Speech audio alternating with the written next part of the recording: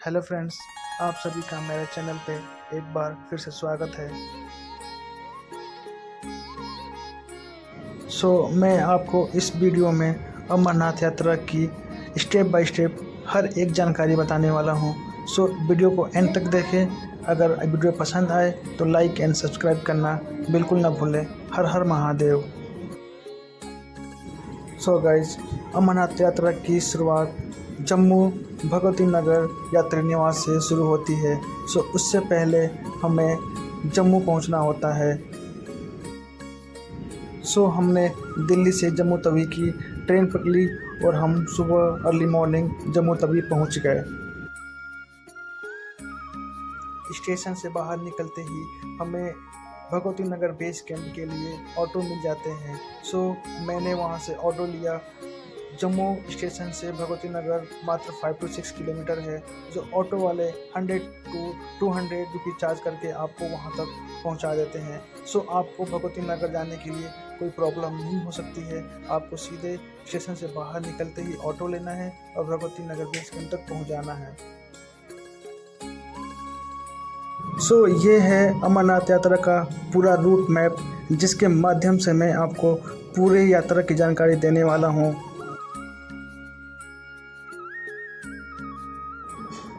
मैं आपको बताने वाला हूँ कि आपकी यात्रा कितने दिन की होने वाली है, टोटल बजट क्या होगा, कहाँ कहाँ विश्राम होगा, खाने पीने और ठहरने की क्या सुविधा होगी। सारी जानकारी मैं आपको इस वीडियो में देने वाला हूँ। स्टार्ट करते हैं। हर हर महादेव। यात्री भगवती नगर बेस कैंप में जैसे ही आप इंटर करते हैं तो सबसे पहले पहला काम आपको बस की टिकट लेनी होगी। यह यात्रा परमिट जिस रूट का है आपको उसी रूट का टिकट लेना होगा। जैसे कि आपने परमिट पे आपने देखा होगा कि यहाँ पे पहलगांव मेंशन है। आपको बस की टिकट पहलगांव रूट की ही लेनी होगी। दूसरा काम आपको सिम लेना होगा, क्योंकि जैसे ही आप जम्मू में जाते हैं आपका सिम काम नहीं करता है। और अगर आपके पास पोस्टपेड कनेक्शन है तो ये आपका एक्टिवेट रहेगा, पर आपके पास प्रीपेड सिम है तो वो जम्मू में इंटर करते ही एक्टिव नहीं रहेगा। और जैसे जैसे आप ऊपर की तरफ यात्रा करते हैं तो नेटवर्क आना बंद हो जाता है। वहाँ पे ओनली BSNL के ही सिम काम करता है। तो आपको यहाँ से BSNL के सिम 10 से 12 दिन के लिए एक्टिवेशन मिलता है। तीसरा काम, आपको यात्री भवन में पूरे दिन ठहरने के लिए आपको हॉल और बेड बुक करना होगा, जो पास के ही काउंटर से आपको मिल जाएगा। यहाँ पे हॉल AC और नॉन AC दोनों होते हैं। आप अपने अकॉर्डिंग बुक कर सकते हैं।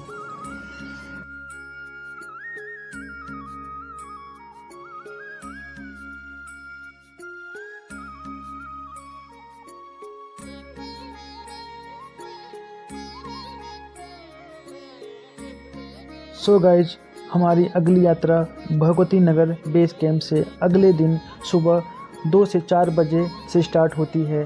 सबसे पहले बालटाल रूट की बसों को हरी झंडी दिखाई जाती है, क्योंकि बालटाल रूट पहलगाम रूट से थोड़ा सा ज़्यादा डिस्टेंस पे होता है, इसलिए बालटाल रूट की बसों को सबसे पहले एंट्री मिलती है।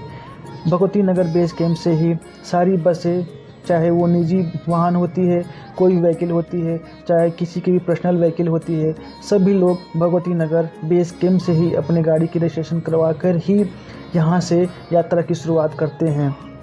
उसके बाद पहलगांव रूट की सारी बसों को निकाली जाती है। आपको अपनी अपनी बसों में बस नंबर और सीट नंबर के अकॉर्डिंग ही बैठना होता है। जैसे ही बस जम्मू से आगे बढ़ती है, कश्मीर जिसे स्वर्ग कहा जाता है देखने को मिलता है। पूरे रास्ते में आपको भंडारे लंगर चलते मिलेंगे। खाने पीने की आपको कोई भी दिक्कत नहीं होने वाली है। गाइज, अगर आप भगवती नगर से पहलगांव रूट से अगर जा रहे हैं तो यह जर्नी आपकी 10 से 12 घंटे की होने वाली है। बीच में एक पॉइंट आता है जो कि अनंतनाग के पास होता है। वहाँ से बालटाल की जो बसें होती है वो डाइवर्ट हो जाती हैं। भगवती नगर से जहाँ तक जो भी बसें होती हैं एक साथ चलती हैं। इस पॉइंट पे आने के बाद दोनों रूट की बसें अलग अलग अपनी अपनी दिशा में डाइवर्ट हो जाती हैं। आपका अगला पड़ाव पहलगांव में होने वाला होता है, जो कि पहलगांव यात्री बेस कैंप में ठहरने की सुविधा होती है। यहाँ पे आपको टेंट के बने हुए कैंप में रहना होता है और जो टेंट का चार्ज होता है 400 to 500 पर पर्सन चार्ज देना होता है। वैसे आप होटल की भी सुविधा ले सकते हैं यदि आपका बजट अलाउ करता है तो। वैसे आपको होटल 800 से 1500 तक में मिल जाता है। लंबी यात्रा करने के बाद आप विश्राम कर लें क्योंकि अगले दिन की यात्रा कठिन होने वाली है। अगले दिन सुबह उठकर आप पहलगाम बेस कैंप से आपको चंदनवाड़ी चेक पोस्ट तक जाना होता है, जो कि आपको वहीं के लोकल और शेयर्ड व्हीकल से पहुंचना होगा, जो कि उसका चार्ज 100 रुपीज़ पर पर्सन होता है। सो फाइनली चेक पोस्ट पे पहुंचने के बाद आपको अपना यात्री परमिट कार्ड दिखाना होगा। फिर आपकी पैदल यात्रा शुरू होती है। जो आपकी एक्चुअल ट्रैकिंग होती है वो चंदनवाड़ी से ही शुरू होती है। रास्ते खूबसूरत, जगह जगह लंगर, कहीं ऊंची नीची पहाड़ देखने को मिलता है। सारा फुल ऑफ झरने, नदियों से भरा हुआ मिलता है। आप यात्रा का आनंद लेते जाएं, जल्दीबाजी ना करें। सो आपका चंदनवाड़ी से अगला पड़ाव शेषनाग पे होगा, जो कि चंदनवाड़ी से शेषनाग की दूरी 14 से 15 किलोमीटर की होती है। सेम वहाँ पे भी आपको टेंट की सुविधा मिलेगी और प्राइस भी ऑलमोस्ट सेम ही होगा, पर आपको होटल की सुविधा वहाँ पे नहीं मिलेगी। टेंट लेकर आप रात्रि विश्राम करें क्योंकि आपकी यात्रा बहुत कठिन यात्रा थी और आगे की भी यात्रा आपकी बहुत कठिन होने वाली थी। अब हम बात करते हैं अगले पड़ाव की। सुबह जल्दी उठकर आप शेषनाग से आप पंचतरनी के लिए जल्दी से अपनी यात्रा स्टार्ट कर ले क्योंकि आपका अगला पड़ाव पंचतरनी में होगा। बहुत से लोग सीधे पंचतरनी में स्टे ना करके सीधे बाबा अमरनाथ गुफा के पास ही स्टे करते हैं। पंचतरनी से गुफा की जो दूरी होती है वो 6 किलोमीटर की होती है। सो लोग वहीं पे विश्राम करते हैं, पर यदि आप वहां तक नहीं चल सकते तो पंचतरनी पे ही विश्राम कर ले और सुबह अगले दिन आप यात्रा पे निकलें। सो गाइज, अगर आप शेषनाग से सेम डे अगर बाबा अमरनाथ की गुफा तक पहुंच जाते हैं तो आपको ये बेनिफिट मिलेगा कि आपको संध्या और सुबह आरती दोनों देखने को मिल जाएगा और आप जल्दी से सुबह दर्शन करके आप अपनी वापसी की भी तैयारी करके आप अपने जो वापसी का पड़ाव होगा शेषनाग में आप वापस आ सकते हैं।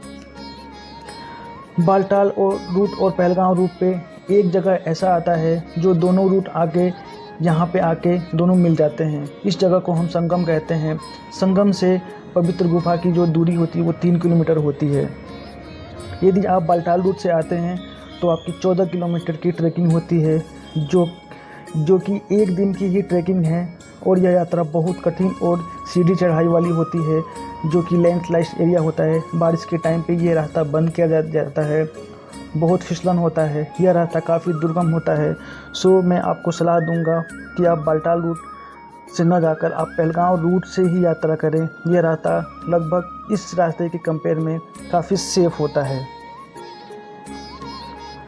तो गाइस, अगर आप टोटल दिन की बात करें तो पहले दिन आप अपने घर से चले थे, दूसरे दिन आप भगवती नगर बेस कैंप में पहुंच गए, तीसरे दिन आप भगवती नगर बेस कैंप से पहलगाम बस में यात्रा किया, तीसरे दिन आप शाम को पहलगाम में आपने विश्राम किया, चौथे दिन आपकी ट्रैकिंग शुरू होती है और आपका विश्राम शेषनाग बेस कैंप में होता है। पाँचवें दिन फिर आपकी अगली ट्रैकिंग शुरू होती है और पंचतरनी पे होती है। आप चाहें तो 6 किलोमीटर की ट्रैकिंग करके बाबा अमरनाथ गुफा के पास भी ट्रैकिंग कर सकते थे। सो इस प्रकार आपकी छठे दिन बाबा के दर्शन करके आप वापस शेषनाग बेस कैंप में वापस आ गए। सातवें दिन आप ट्रैकिंग करके आप पहलगाम पहुंच जाते हैं। अगर आप पहलगाम जल्दी पहुंच जाते हैं तो पहलगाम बहुत ही खूबसूरत जगह है। आप इस जगह को भी एक्सप्लोर कर सकते हैं, घूम सकते हैं और शाम के टाइम आप बस की टिकट लेकर विश्राम कर लें। सुबह की बस लेकर आप सीधे 8वें दिन आप जम्मू शाम तक पहुंच जाएंगे। और आपने अगर 8वें दिन रात्रि में कोई आपने अगर ट्रेन बुक कर रखी है तो उस ट्रेन से आप 9वें दिन आप अपने घर पहुंच सकते हैं। इस तरह से आपकी जो ट्रैकिंग होने वाली है 1 से 9 दिन की ट्रैकिंग होगी। और अगर आप बालटाल रूट से आते हैं तो 1 दिन की ट्रैकिंग आपकी जाने की और 1 दिन की ट्रैकिंग आपकी आने की आपकी कम होगी। सो अगर बालटाल रूट से आप आते हैं तो आपकी जो टोटल ट्रैकिंग होने वाली है वो 1 से 7 दिन की होगी। वैसे गाइज आपको यात्रा को जो प्लान करना है 1 से 2 दिन ज़्यादा करके चलना चाहिए, ताकि अगर रास्ते में कोई भी अगर बाधा आती है, जैसे कि अगर जो भी आपकी ट्रैकिंग है उस ट्रैकिंग के दौरान अगर बारिश होती है तो यात्रा बंद कर दिया जाता है। उस केस में अगर आपके पास टाइम है तो आप आसानी से यात्रा करके वापस घर पहुंच सकते हैं। अब बात करते हैं हेलीकॉप्टर सेवा की। तो हेलीकॉप्टर सेवा आपको दोनों रूटों पे अवेलेबल होती है। आप चाहे तो बालटाल रूट से भी ले सकते हैं और पहलगांव से भी ले सकते हैं। बालटाल रूट से या पहलगांव रूट से आप जिस रूट से भी जाते हैं तो आपको हेलीपैड जो पंचतरनी पे ही आपको ड्रॉप करते हैं। पंचतरनी से आपको गुफा तक 6 किलोमीटर की ट्रैकिंग आपको खुद से करनी होती है। आप चाहे तो घोड़े खच्चर के माध्यम से भी जा सकते हैं।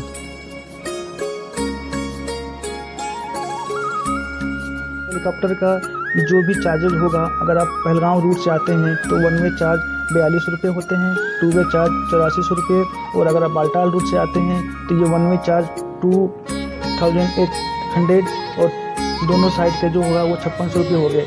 आप चाहें तो 1 साइड भी बुक कर सकते हैं, आप सेम डे भी आप वापस आ सकते हैं, आप चाहें तो नेक्स्ट डे भी आप वापसी के लिए बुक कर सकते हैं। सो ये आप टोटली आपके ऊपर डिपेंड करता है। तो गाइड अब हम बात करते हैं कि अगर आप इस कठिन यात्रा पर जा रहे हैं तो आप अपने साथ साथ क्या लेके जाएं। सो सबसे पहले जो मैंडेटरी चीज़ है वो है ट्रैकिंग शूज़।